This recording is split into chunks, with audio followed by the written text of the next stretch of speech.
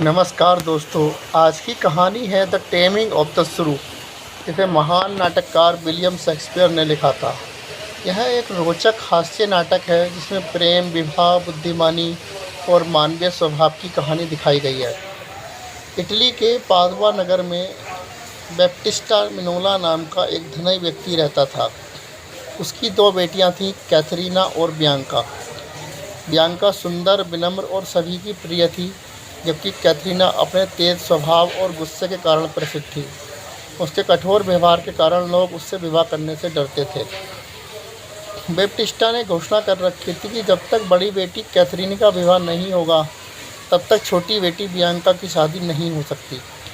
यह सुनकर बियांका के सभी प्रशंसक चिंतित हो गए क्योंकि वे उससे विवाह करना चाहते थे।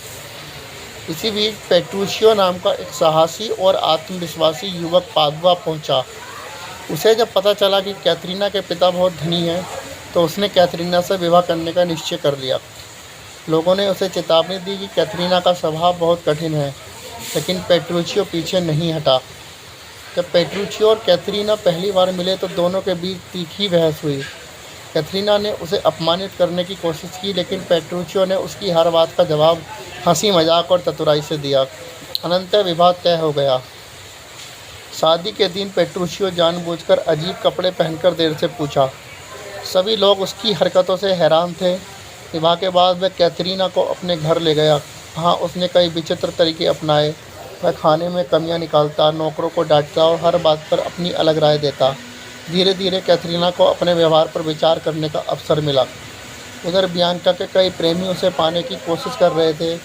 उनमें लुसेंटियो नाम का युवक सबसे अधिक प्रेम करता था। उसने वेश बदलकर बियांका के करीब पहुंचने की योजना बनाई। अनेक हास्यपूर्ण घटनाओं और गलतफहमियों के बाद दोनों का प्रेम सफल हुआ और उनका विवाह हो गया। समय बीतने के साथ कैथरीना का स्वभाव बदलने लगा। वह पहले की तरह हर बात पर क्रोधित नहीं होती थी। उसने धैर्य और समझदारी का महत्व समझना शुरू कर दिया।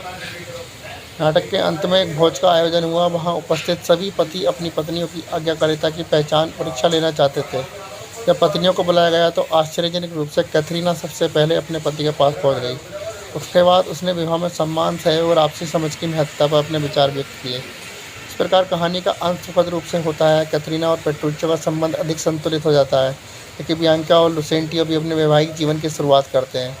यही कारण है कि ये नाटक आज भी शेक्सपियर की सबसे लोकप्रिय और चर्चित हास्य घटनाओं में जाना जाता है। धन्यवाद।